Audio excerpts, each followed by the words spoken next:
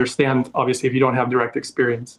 Jesus talks about how the kingdom of heaven is within. Yes. After this experience that you've had, how would you interpret that? Oh, I know exactly what it is because I saw it. So the statement really is the kingdom of God is within you and all around you. So it's in and it's outside. Now, until you connect to it inside, you can't see it. And so I told you before, Jeff, I lived a life where I was very like, I had a lot of pain in my life, a lot of suffering, and I couldn't see beauty in things. I literally didn't see beauty in the trees, the mountains, in nature, the river. I didn't see any beauty. When I was with him, and I didn't think I'd ever come back, but when I opened my eyes, it was like the first time I saw the kingdom of God. It's here. It's already here. Planet Earth, Mother Nature, it's already there. The problem is that we can't see it because one thing that he taught me was that we literally have a whole other set of eyes. And again, he talks about it in this book. It boggles my mind because he mentions it in here. We have a whole other set of eyes. We have a whole other set of ears, and they're closed. So you can't hear it. You can't see it. You literally are asleep, as crazy as that sounds. Because to me, I couldn't understand it until I experienced it.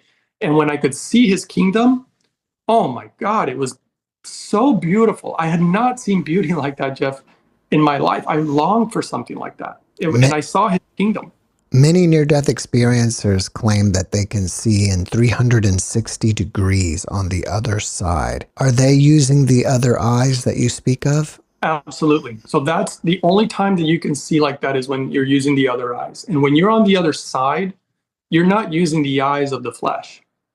You are using the eyes of the spirit. And it makes it difficult for a lot of people who've been to the other side to remember and bring back the information. There's a lot of things that are forgotten because we also have two minds. Again, as nutty as that sounds, we have the mind of the spirit and the mind of the flesh.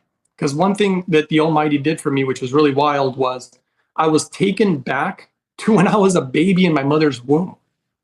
And I experienced all that. I experienced the peace. It was the most peace I've ever had was when I was a baby. But the reason I don't remember is because my brain, my flesh brain, was not developed yet.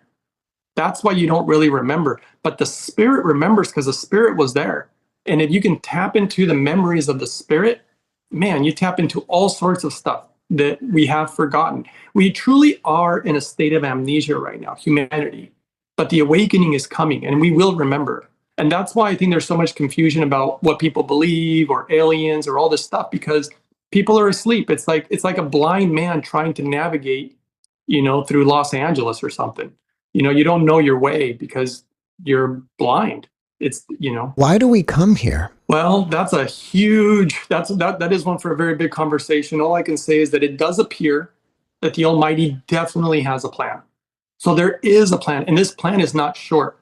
So it's a plan that's been going on for thousands of years. But humans, at this point especially, we only live so long. And so we're going through the work, and the plan seems to be more from God and the Spirit than it does from the flesh. The flesh is just like a conduit of what's coming.